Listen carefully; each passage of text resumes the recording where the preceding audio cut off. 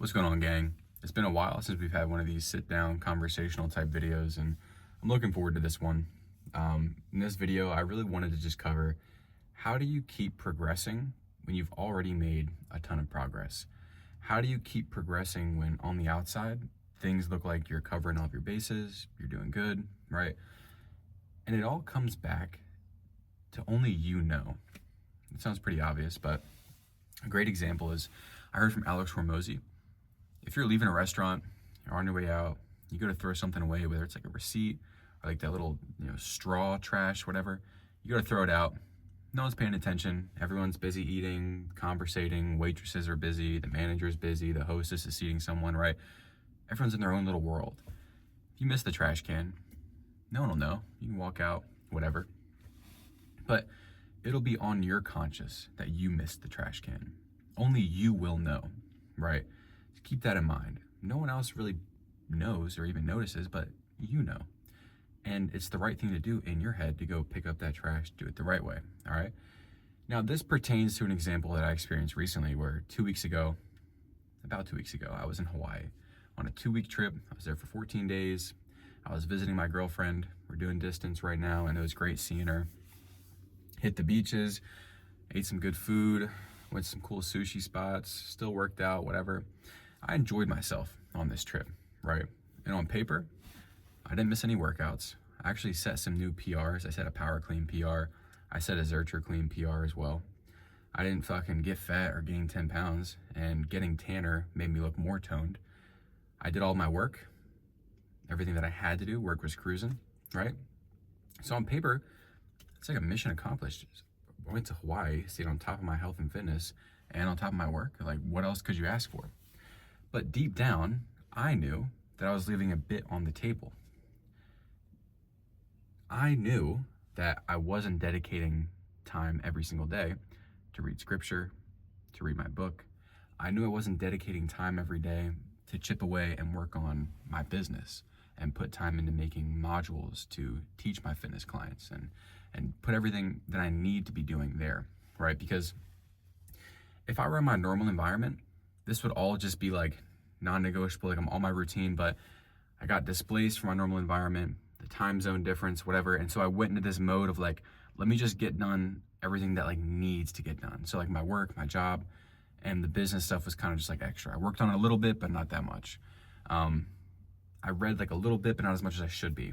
And the non-negotiables being like my work, actually working out and eating relatively clean and like not getting fat, right? So I say this because for most folks, those metrics of still going to the gym, eating relatively clean and not gaining any weight and doing their work, but it's a mission success. That's awesome. But they'll know deep down if they're skimping out on something. Like for me, it was skimping out on those little tasks. My morning routine wasn't the same. And it's all of these things where I know if I was dialed in on these tasks, I would be more productive and I'd be reaching my potential for these given days in that given situation. And it comes back to this internal barometer of progress, because the only way you can really stall out is when you quantify your success and your contentment based on like societal standards. Because if you're working like, let's just say you're working an office job. I have buddies that like work in the cubicle, like, straight 9 to 5, whatever. And on paper, it's like, all right, cool, dude. You graduated, you're working 9 to 5, you get some benefits, but like everything's good. But they know deep down that they're not satisfied there. They know deep down that they're leaving stuff and potential on the table, right? And you always have to come back to your own internal barometer. Because even within training, within physical fitness, an area in which I excel compared to the majority of the population, people would look at my training, be like, dude, you can power clean 275, you can bench 315, you can jump high, you can do X, Y, and Z. Like, dude, you're on point. But they don't know about the slight difference in activation that I'm working on in my hamstrings. My right hamstrings doesn't activate as well as my left hamstring. They don't know that when I incorporate distance running into my routine, my right hip flexor gets a bit clicky and I have to do extra mobility to work on it. They don't know that I'm working like all of these little nuances that no one could ever tell from the surface level. Only you know deep down. And it's these little movers deep down that actually allow you to keep progressing and continue to reach your potential. Because if I were to just be satisfied at base level, let's go back to the vacation example. If I were to have been satisfied of just doing my workouts, doing my work, and just doing like the bare minimum non-negotiable inputs while being away, if I was satisfied at that, then I would be satisfied with that on a normal occasion. And if that became my new satisfactory standard, I wouldn't elevate. It's all the little things in between that go unnoticed that allow me to elevate. It's reading scripture and reading my book and putting extra time into my business and making sure my morning routine is dialed. That really separates me and gives me those incremental advantages on a daily basis, which is like compounding interest. If I were to just be satisfied with the way I do plyometrics now, with all my maxes right now and the way I train right now, and I didn't work on my hamstring activation to make sure they're the same, my hip mobility to make sure my hips stay healthy while I continue to ramp up my training and all this stuff, then I would stay where I am. But it's these little things that allow me to keep progressing. And so the only way to do this is really through a self-auditing process, because truly it sounds like whatever, fugazi, woo-woo, but it's like only you know. Like when Po opens that dragon scroll in Kung Fu Panda and looks in it's his reflection, it's the same shit here. The key to progression, the key to continued elevation, even when it feels that you have accomplished a good amount, is to go internally and recognize where you're falling short, right? And you can segment this in different areas of your life. So for me personally, I want to scale my business. If we're looking at my financial aspect of my life, I want to scale my business. I'm currently doing sales for another company and I want to just be self-employed. So my deficits are currently my self-employment mechanism, AKA my business. Because I already have a job, that's fine. I can close deals, get commission there. But I need to then work on my deficit within this financial sector to then elevate myself continuously. Because on paper, I have a job, I'm doing fine, whatever. But I know that I'm falling short and I want to be a self-employed person. I want freedom, all that stuff. So I need to work on this deficit.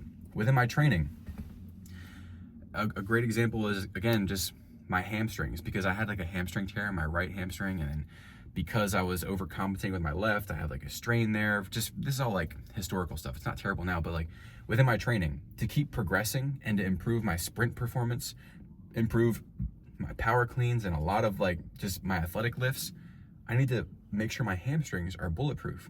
Now, on paper, most people can't even touch the weights I'm doing. They can't jump as high as me. They're not as explosive as me. And even with this light hamstring imbalance difference, whatever, they can't run with me, whatever it is. But I know that this is my deficit. And if I improve this deficit, then I continuously rise here. And then within my personal life, within my relationships, oftentimes I recognize that, like, all right, so on paper, I have a 3-year relationship with my girlfriend. I have a few very close friends, super solid, a lot of like loyalty, just like good. I have a bunch of good relationships, super thankful for it. Within this sector of my life, from the outside in, it all looks fine on paper. Boom, I got a relationship with my girl. I got great friends that are just ride or dies, whatever. But I know that I get into these modes where I get so in my own head that I tend to like isolate. And if I get in a funky mood, it then reflects out into my communication with them, and they don't deserve it.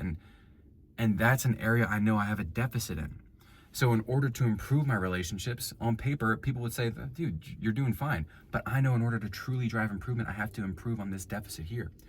So I just did like pretty much like a full self-audit, a general self-audit of my life in front of you guys. But this is what you have to do. Self-audit your entire life, in your personal health sector, your financial sector, your relationship sector. Because even if on paper, and even if from the outside in, right, looking into the fishbowl, it's like, oh yeah, looks good in there, right? Keep moving, yeah. It may look good to outsiders, but there's always room for improvement. And I'm not saying to beat yourself up and be super fucking hard on yourself, but you can never be perfect. And we should always be striving for perfection. We should always be striving for perfection, even though we'll never be perfect. And the only way to continuously level up is through this self-auditing process. Even shout out Paul. Paul, if you're watching this, dude, you're a fucking killer, man. Shout out you. Paul was doing great with his work. A client of mine. He was doing great within his work. You know, everything looks fine on paper. Paul's doing well. You know, he's living on whatever, doing fine on his own. But his health was it was like a lagging indicator. he wasn't really taking care of his body the way he should have been. So he knew his work was on point. He got into a good spot with his work and financially. And then he wanted to dedicate time to his body because that was a deficit that, even though on paper he's fine with his work, he knew he needed to elevate his physical health. We started working together, dialed that in, lost 20 pounds, added 20 pounds onto his 1 rep maxes. And now he's elevating even more within his work because he's elevating his body. And so whatever area of improvement that you need to seek, only you know. But it's so important to go through these self-auditing seasons.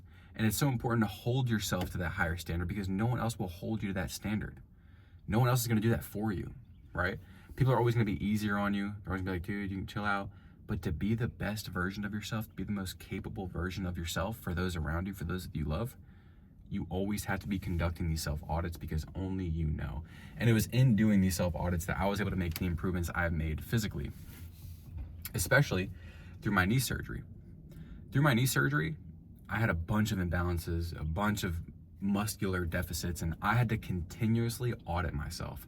All right, this hip flexor, 90-degree hip flexor hold, it definitely feels a bit weaker on the right side than the left. I have to double down here. All right, this calf, this foot, this ankle, whatever, like, and just constantly like auditing and improving.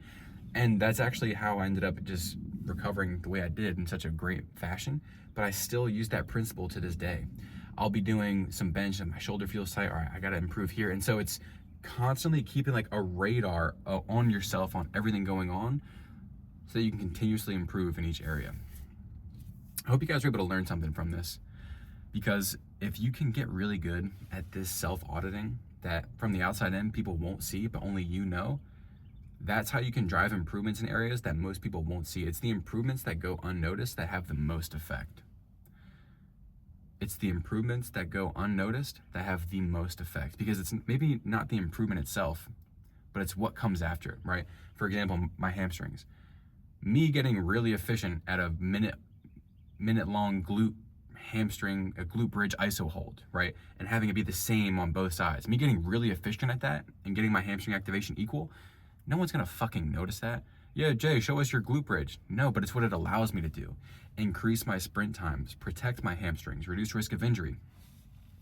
Within the financial world, nobody's gonna see me pouring hours into my business behind the screens, making educational modules, working on programming. No one's seeing me do that, but it's going to allow me to then be financially free in this regard. Whatever, it's gonna be a stepping stone to my financial freedom.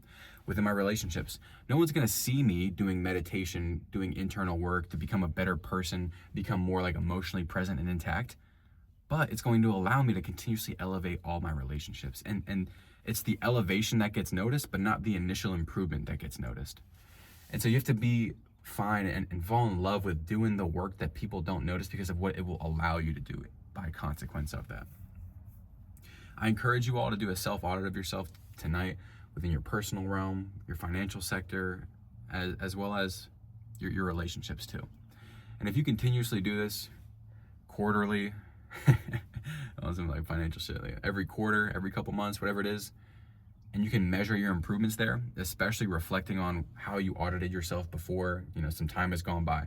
Have you actually followed through on that? Have you improved on it? And you can continuously do that. That is how you keep improving, even when it seems like on paper you're successful in that area already.